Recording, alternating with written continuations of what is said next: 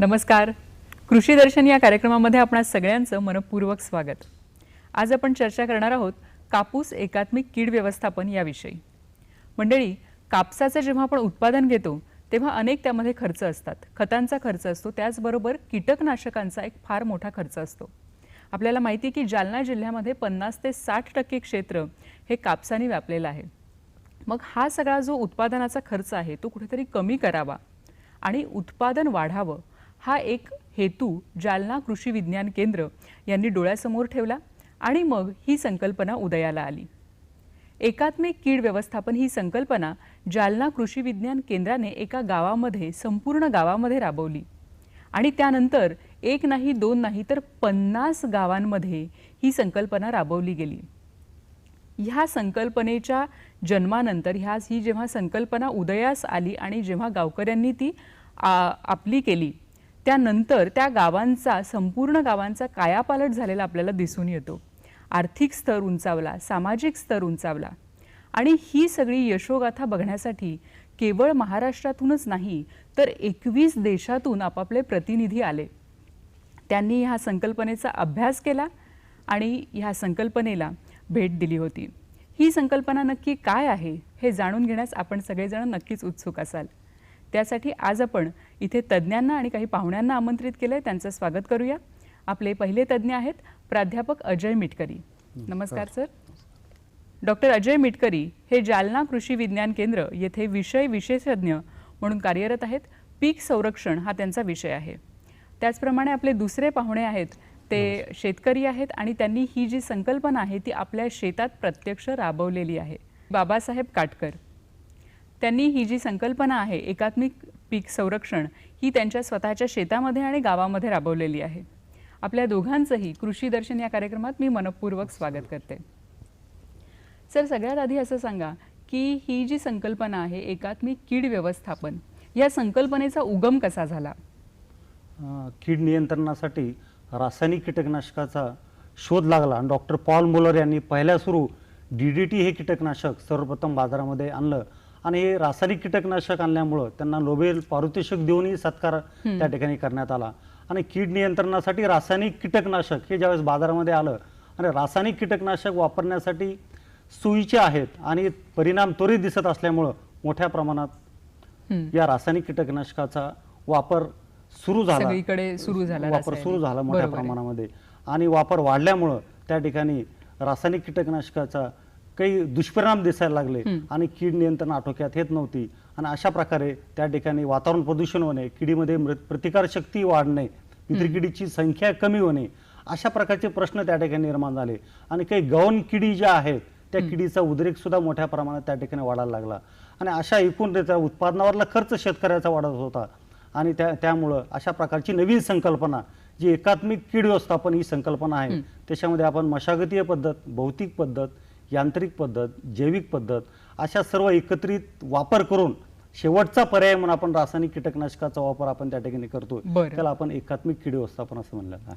बरोबर आहे. म्हणजे जिथे अतिरेक झाला एखाद्या गोष्टीचा की तिथे लगेच त्याचे दुष्परिणाम दिसून येतात आणि त्यामुळे ही जी नवीन संकल्पना आहे ती मला वाटतं 2003 च्या दरम्यान उदयाला आली होती. मला असं सांगा सर की जेव्हा तुमच्या गावामध्ये ह्या संकल्पनेबद्दल माहिती दिली तेव्हा काय परिस्थिती होती, म्हणजे किंवा काय प्रतिसाद होता? आमच्या गावामध्ये ज्यावेळेस कृषी विज्ञान केंद्राची सर्व शास्त्रज्ञ मंडळी आली आणि त्यांनी आम्हाला एकात्मिक कीड व्यवस्थापन या संकल्पनेबद्दल माहिती दिली, तेव्हा सर्व शेतकरी ही संकल्पना ऐकल्यानंतर उत्सुक झाले की आपण हे संकल्पनेबद्दल माहिती देण्याचा विचार मांडला. त्यावेळेस शेतकऱ्यांमध्ये उत्सुकता निर्माण झाली की आपण केलं पाहिजे. परंतु ज्यावेळेस प्रशिक्षण कार्यक्रम घेतला गेला आणि त्या प्रशिक्षण कार्यक्रमामध्ये पिकाच्या फेलपार्टीपासून तर कापूस वेचणीपर्यंत इत्थंभूत माहिती सर्व शास्त्रज्ञ मंडळीने आम्हा शेतकऱ्यांना दिली. तेव्हा सर्व शेतकऱ्यांच्या भवाया उंचावल्या की आपण पारंपरिक पद्धतीने करत असलेली शेती आणि ही आधुनिक शेती यामध्ये फार मोठा फरक शेतकऱ्यांच्या नजरेस आला. आणि त्यामुळे शेतकरी थोडासा खचल्यासारखा झाला की नाही, मी जे करतोय त्या ठिकाणी साहेबांनी सांगितलं की झाडातलं अंतर कमी करायचं आहे, मी 4x4 वर अंतर करूनही माझी कपाशी दाटते, तर मग एक अंतर कमी करून कसं जमेल? साहेबांनी सांगितलं खताचे मात्रा ही लागवडीपूर्वी दिली पाहिजे. आणि जर पाऊस नाही पडला तर मग कसं व्हायचं. पुन्हा सांगितलं की आपण फवारणीची संख्या कमी करूया. आता ज्या ठिकाणी आमची स्पर्धा असते फवारणी करण्याची, 8-8, 10-10 फवारण्या करूनही आम्हाला नियंत्रण मिळत नाही, तिथे कमी फवारण्या करून कसं शक्य होईल. बरोबर आहे. म्हणजे बरेचसे असे मुद्दे होते की पारंपरिक जी शेती शेतकरी करत होते त्यापेक्षा हे सगळे वेगळे मुद्दे होते आणि हा बदल मला वाटतं कुठेतरी स्वीकारण्याची तेवढी मानसिक तयारी नसेल. सर मला असं सांगा की कोणत्या घटकांवर ह्या संकल्पनेमध्ये जास्त भर दिला जातो. एकात्मिक कीड व्यवस्थापनामध्ये आपण पिकाची फेरफालट म्हणजे आपण एकच पीक आपण दरवर्षी त्या जमिनीमध्ये घेऊ नये अशा अनुषंगाने आपण पिकाची फेरफालट असेल, उन्हाळी खोल नांगरट असेल, जेणेकरून आपल्याला जे सुप्त अवस्था किडींचे आहेत ते आपल्याला मारता येतील अशा अनुषंगाने आपण उन्हाळी खोल नांगरट केली पाहिजे. आणि माती परीक्षणावर आधारित रासायनिक खताचं व्यवस्थापन आणि कापसाच्या 2 झाडातील आणि 2 ओळीमधील अंतर कमी करणे असेल अशा प्रकारच्या या बाबीवर सुद्धा भर आपण त्या ठिकाणी दिलेला आहे. सापळा पीक पद्धती असतील, आंतरपीक पद्धतीचा वापर असेल, पांढऱ्या माशीच्या नियंत्रणासाठी त्या ठिकाणी पिवळे चिकट सापळ्याचा वापर असेल, किडीचं सर्वेक्षण करून रासायनिक कीटकनाशकाचा वापर करणे, या सर्व घटकांचा त्या ठिकाणी आपण एकात्मिक कीड व्यवस्थापनामध्ये अंतर्भाव त्या ठिकाणी केलेला आहे. बरोबर आहे. म्हणजे बरेच घटक आहेत यामध्ये. सर खत व्यवस्थापनाला पण मला वाटतं महत्त्व दिलं जातं, तर ते काय आहे. खत व्यवस्थापन हा सर्वात महत्वाचा घटक कीड व्यवस्थापनामध्ये त्या ठिकाणी आहे. कारण आपण खताच्या व्यवस्थापनामध्ये नत्रयुक्त खताचा वापर मोठ्या प्रमाणात शेतकरी त्या ठिकाणी करत आहे आणि नत्रयुक्त खताचा वापर शिफारशीपेक्षा जास्त आपण जर त्या ठिकाणी केला तर त्या ठिकाणी झाडाची कायिक वाढ मोठ्या प्रमाणात होती आणि किडीचं आकर्षण त्या झाडावरती मोठ्या प्रमाणात होतं आणि पर्यायाने किडीचा प्रादुर्भाव वाढल्यामुळं रासायनिक कीटकनाशकावरला खर्च त्या ठिकाणी वाढत आहे. म्हणून आपण एकात्मिक कीड व्यवस्थापनामध्ये रासायनिक खताचा वापर, समतोल वापर हा त्या ठिकाणी महत्त्वाचा आहे.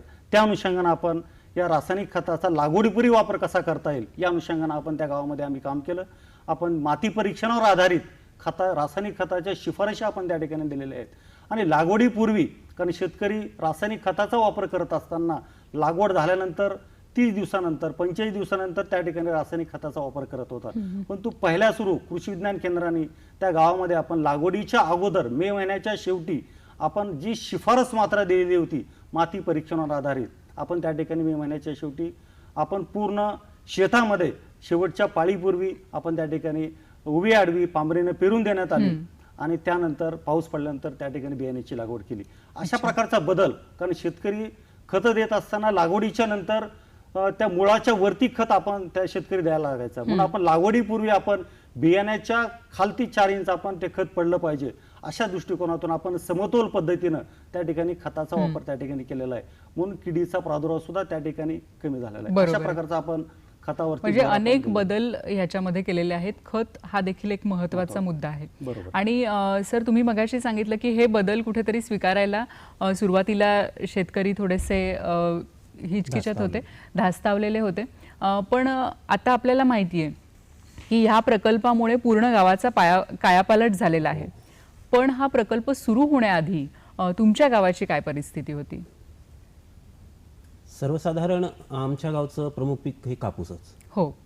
आणि कापूस म्हटलं की ज्याप्रमाणे काही ऊसाचे शेतकरी ऊस हा प्रतिष्ठेसाठी करतात, तसंच आमच्या गावातला शेतकरी सुद्धा कापूस हे पीक प्रतिष्ठेसाठी करत होता. आर्थिक नफा हा मूळ हेतू नव्हताच. अच्छा. आणि प्रतिष्ठा म्हणजे कशी जपल्या जायची की एखाद्या शेतकऱ्याचा कापूस जर 4 फूट वाढला असेल तर त्याच्या शेजारच्याला वाटायचं माझा 5 फूट वाढला पाहिजे. अच्छा. त्यांनी एक फवारणी केली की मला वाटायचं मी दुसरी फवारणी केली पाहिजे.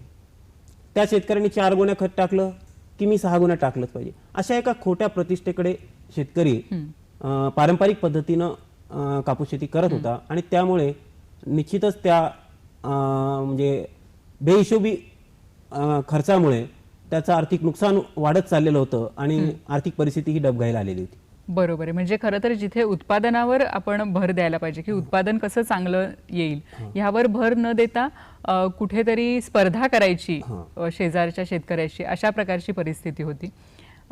सर आपण हे जे एकात्मिक कीड व्यवस्थापन करतो तर त्यामध्ये प्रामुख्याने कोणत्या किडींचा प्रादुर्भाव होऊ नये म्हणून आपण कोणत्या किडींवर काम करत असतो जास्त. कापूस पिकामध्ये 2 प्रकारच्या वाण बाजारामध्ये आलेले आहेत. त्या ठिकाणी आपण BG1 आणि BG2 अशा 2 प्रकारचे वाण त्या ठिकाणी बाजारामध्ये आहेत. BG1 मध्ये 3ही बोंडाळ्या, ठिपक्याची बोंडाळी असेल, शेंद्री बोंडाळी असेल, अमेरिकन बोंडाळी असेल, हे 3ही बोंडाळ्याचं नियंत्रण BG1 या कापसाच्या वाणामध्ये नियंत्रण होतं आणि BG2 कापसामध्ये तिन्ही बोंडाळ्या प्लस आपण तंबाखूवरील पाने खऱ्याळी असेल या अळीचं नियंत्रण होतं.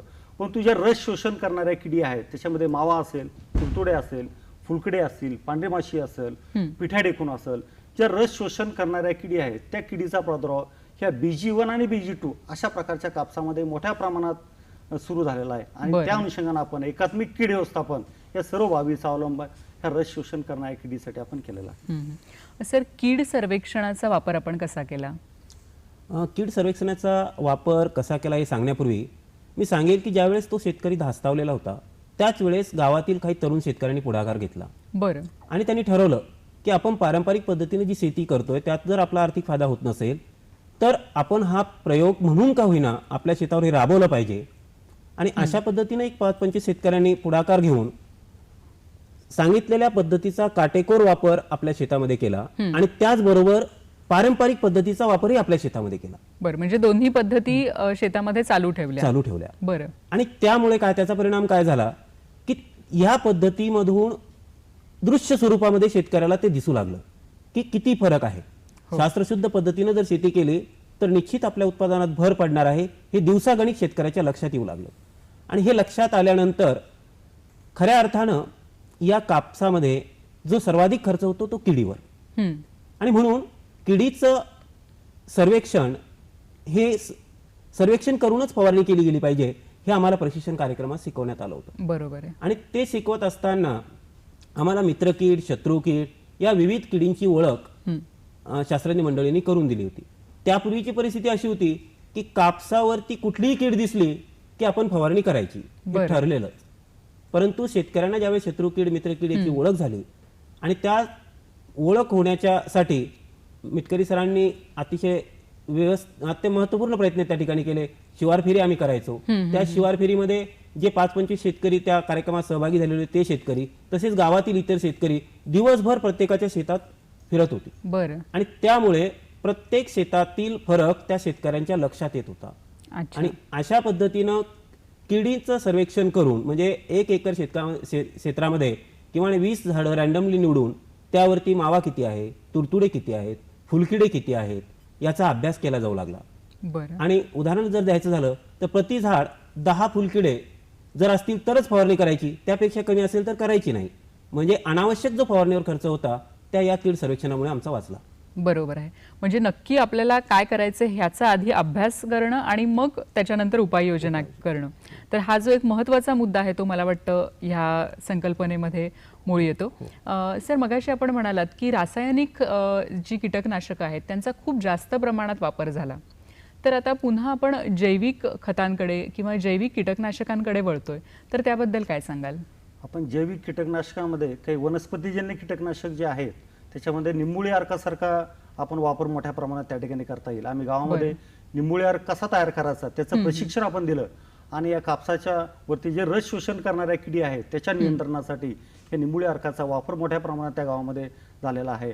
आणि त्यासोबतच व्हर्टिसिलियम लेखनी नावाचं जी जैविक कीटकनाशक आहे त्याचाही वापर आपण पिठाडेखण्याच्या नियंत्रणासाठी त्या ठिकाणी झालेला आहे.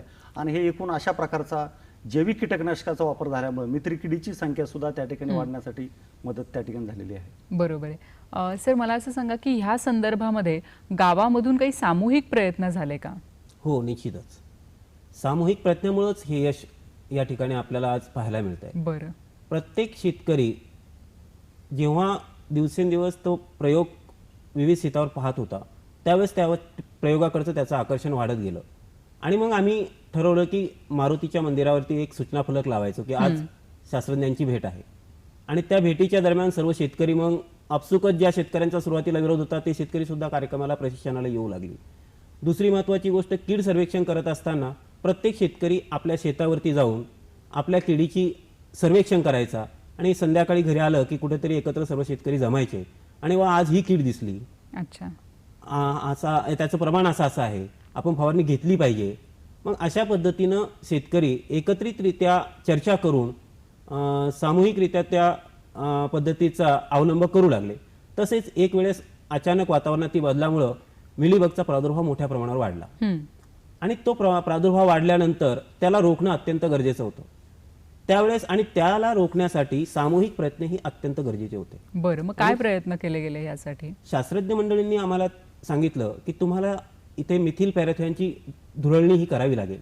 त्यावेळेस सर्व शेतकरी बांधवांनी मिथिल पॅराथॉनची धुळणी आपल्या सर्व बांधावरती ज्या ज्या ठिकाणी पडीक जागा असेल त्या ठिकाणी केली आणि त्या मिलीबगच्या वाढत्या किडीवर शेतकरी बांधवांनी नियंत्रण मिळवलं. बरोबर आहे. म्हणजे मला वाटतं की हे सगळं एकत्रितपणे तुम्ही सगळ्यांनी शेतकरी एकत्रित आले, सामूहिकरित्या हे काम केलं, त्यामुळे हे जे नियंत्रण होतं किडींचं ते लवकर आटोक्यात आलं. हो. सर, आपण मगाशी बोलताना उल्लेख केलात की मित्र किडींविषयी, म्हणजे सगळ्यात ज्या किडी असतात त्या काही हानिकारक नसतात, त्यातल्या काही किडी असतात त्या पिकांना उपयुक्त अशा असतात, तर त्यांच्याबद्दल सांगा. मित्री किडी आहेत आणि शत्रू किडी दोन्हीचं आपण त्या ठिकाणी त्या कापूस पिकावर आपल्याला पाहायला मिळतात. हो. आणि किडीची ओळख नसल्यामुळं मोठ्या प्रमाणात शेतकरी मित्री किडीसाठी सुद्धा फवारणी घेत असताना आपल्याला पाहायला मिळतं. म्हणून आपण पर्यायाने त्या ठिकाणी या प्रकल्पामध्ये शेतकऱ्यांना शत्रू किडी आणि मित्री किडीची ओळख करून दिली. आणि मित्री किडीची ओळख झाल्यामुळं जी मित्री किडीच्या नियंत्रणासाठी अगोदर शेतकरी फवारणी करायचा तो आता फवारणी करणं बंद केला आणि त्याच्यामुळे जी मित्री किडीची संख्या त्या ठिकाणी वाढायला मदत झालेली आहे. आणि मित्री किडीचा नाश होऊ नये यासाठी सुद्धा जैविक कीटकनाशकाचा वापर केल्यामुळं त्या ठिकाणी मित्री किडीची संख्या वाढलेली आहे.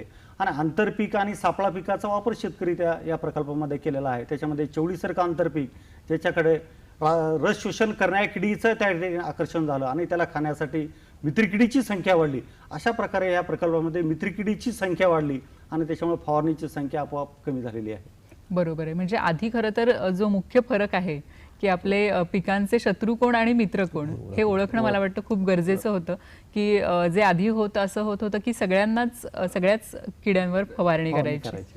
बरोबर आहे. सर, मला असं सांगा की ह्या प्रकल्पामधून पिकातलं जे अंतर होतं त्याच्यामध्ये पण काहीतरी फरक पडला. म्हणजे आधी जे पारंपरिक पद्धतीने शेती होती ती वेगळी होती आणि ह्या प्रकल्पाद्वारे जी शेती केली गेली त्यामध्ये फक्त किडींवर भर न देता पिकांमधलं जे अंतर होतं त्यावर पण भर दिला गेला. तर काय बदल होता हा? निश्चितच या पिकामध्ये म्हणजे ह्या एकात्मिक कीड व्यवस्थापनामध्ये ज्या पद्धतीनं खत व्यवस्थापनाला महत्त्व आहे त्याच पद्धतीनं झाडातील अंतराला सुद्धा अनन्यसाधारण असं महत्त्व आहे. कारण की पारंपरिक पद्धतीनं शेतकरी 4x4 5x5 या पद्धतीची लागवड करत होता आणि त्यामुळे पर स्क्वेअर फीट येणारी बोंडाची संख्या ही अत्यंत कमी होती आणि त्यामुळे अधिक उत्पादन घेण्यासाठी त्याला दीर्घ काळापर्यंत त्या पिकाचं नियोजन करावं लागायचं. त्यामुळे गावातील शेतकऱ्यांना झालेल्या मार्गदर्शनानुसार असं ठरवण्यात आलं की काही शेतकऱ्यांनी 3x1 त्याच्या जमिनीच्या मजदुरानुसार, काही शेतकऱ्यांनी 4x1, काही शेतकऱ्यांनी 3x2, काही शेतकऱ्यांनी 6x3x1 अशा विविध अंतराचा प्रयोग शेतकरी बांधवांनी आपल्या शेतावर केला. आणि हे करत असताना त्यांनी प्रत्येक मुद्द्याचा सुद्धा तेवढ्याच ताकदीनं खत व्यवस्थापन असेल, झाडाचं अंतर असेल किंवा सर्वेक्षण या गोष्टीचा काटेकोरपणे पालन केल्यामुळे आणि झाडातील अंतर कमी केल्यामुळे प्रति स्क्वेअर फीट येणारी बोंडाची संख्या वाढली. आणि ती बोंडाची संख्या वाढल्यामुळं कमी कालावधीमध्ये देखील एखाद्या वेळेस जर शेतकरी साधारण आपल्या त्याच्या भाषेमध्ये म्हणतो की पोळा झाला की पाऊस भोळा होतो. म्हणजे पोळ्यानंतर पाऊस उघडला तरी आपल्या उत्पादनावर कुठलाही परिणाम होऊ नये यासाठी झाडाचं अंतर कमी करणं हे अत्यंत महत्त्वाचं होतं. आणि तो प्रयोग शेतकऱ्यांनी आपापल्या शेतावर केला. आणि हेच करत असताना एका क्षेत्रावरती म्हणजे एक 10 एकरचं क्षेत्र होतं त्या क्षेत्रावरती ह्या विविध प्रयोगाचा ह्या अंतराचा त्यांनी इत्यंभूत वापर केला आणि त्यामुळे त्याच एका क्षेत्रात एका शेतकऱ्याच्या नियंत्रणामध्ये काय अंतरामुळे काय फरक पडतो हे शेतकऱ्यांच्या लक्षात आलं. आणि कापूस वेचणीनंतर सर्व शेतकऱ्यांनी ज्या विविध शेतकऱ्यांनी त्या ठिकाणी भेटी दिल्या या सर्वांचा एकमत झालं की आपल्यासाठी 3x1 किंवा 3x2 हे अंतर अत्यंत योग्य आहे आणि कोरडवाहू शेतीसाठी या पद्धतीनं शेतकरी आता ते अंतर सतत वापर करत आहे. बरोबर आहे. सर, आपण कार्यक्रमाच्या सांगतेकडे चाललेलो आहोत. मला वाटतं हे खूप मोठा एक बदल झालेला आहे ह्या एकात्मिक कीड व्यवस्थापनामुळे. तर शासन दरबारी याची किती दखल घेतली गेली? एकात्मिक कीड व्यवस्थापनाचा जो यशस्वी गाथा आहे त्या अनुषंगाने भारतीय कृषी अनुसंधान परिषद नवी दिल्ली यांनी याची IPM ची यशोगाथा तयार करण्यासाठी एक CD आपण त्या ठिकाणी कृषी विज्ञान केंद्राच्या अंतर्गत तयार केली आणि नॅशनल लेवलवरती त्याचं प्रसारण सुद्धा या CDचं झालेलं आहे. आणि त्या अनुषंगानं भारतीय कृषी अनुसंधान परिषद नवी दिल्ली यांच्या अंतर्गत राष्ट्रीय कीड व्यवस्थापन केंद्र नवी दिल्ली यांच्या अंतर्गत किडीचं ऑनलाईन सर्वेक्षण आणि सल्ला सेवा अशा प्रकारचा एक ऑनलाईन प्रकल्प भारतामध्ये सुरुवात झाली. आणि या प्रकल्पाअंतर्गत 15 सेंटरची निवड केली आणि या 15 सेंटरमध्ये कृषी विज्ञान केंद्र जालन्याचा त्या ठिकाणी अंतर्भाव केलेला आहे. आणि या कृषी विज्ञान केंद्रांतर्गत या प्रकल्पामध्ये जालना जिल्हा आणि परभणी जिल्हा अशा 2 जिल्ह्यामध्ये हा प्रकल्प नॅशनल लेवलचा सुरू आहे. त्यासोबतच या प्रकल्पाची दखल घेऊन नाबार्डने जी विदर्भामध्ये आत्महत्याग्रस्त जी जिल्हे आहेत त्या जिल्ह्यातील शेतकऱ्यांचं प्रशिक्षण 3 दिवसाचं कापसावरती प्रशिक्षण कृषी विज्ञान केंद्र जालना या ठिकाणी ठेवलेलं होतं. अशा प्रकारचे मार्गदर्शन विदर्भातील शेतकऱ्यांना त्या ठिकाणी नाबार्डच्या थ्रू आपण त्या ठिकाणी दिलेलं आहे. त्यासोबतच WWF जी आंतरराष्ट्रीय संस्था आहे त्या अनुषंगानं उत्कृष्ट कापूस पुढाकार प्रकल्प या कापसाच्या लागवडीपासून ते वेचणीपर्यंत आणि मार्केटिंगपर्यंतचा पूर्ण मार्गदर्शन आपण या प्रकल्पामध्ये 50 गावामध्ये त्या ठिकाणी करत आहोत. त्यासोबतच कॉटन कनेक्ट ही विदर्भातली एक संस्था आहे. त्या संस्थेने 4 जिल्ह्यामध्ये कापसाचं तंत्रज्ञानाचा प्रसार करत आहे. त्या अनुषंगाने आपल्या जालना जिल्ह्यातील कृषी विज्ञान केंद्रातील जी मास्टर ट्रेनर आहेत, जे प्रशिक्षित शेतकरी आहेत, त्या 5 शेतकऱ्यांची निवड केली आणि त्या जिल्ह्यामध्ये प्रशिक्षण देण्याचं काम हे शेतकरी त्या ठिकाणी करत आहेत. अशा प्रकारचा प्रसार शासन दरबारी सुद्धा त्या ठिकाणी झालेला आहे. नक्कीच, म्हणजे मुळात प्रकल्पच एवढा चांगला होता की शासनाने दखल घेतली, इतर देशांनी देखील दखल घेतली आणि सगळ्यात महत्त्वाचं म्हणजे आपल्या गावांचा कायापालट झालेला आहे. सर, आपण दोघेही इथे आलात आणि अतिशय महत्त्वाची अशी माहिती आमच्या दर्शकांना दिलीत. याबद्दल दूरदर्शनच्या सह्याद्री वाहिनीतर्फे मी आपले मनपूर्वक आभार मानते. धन्यवाद. नमस्कार.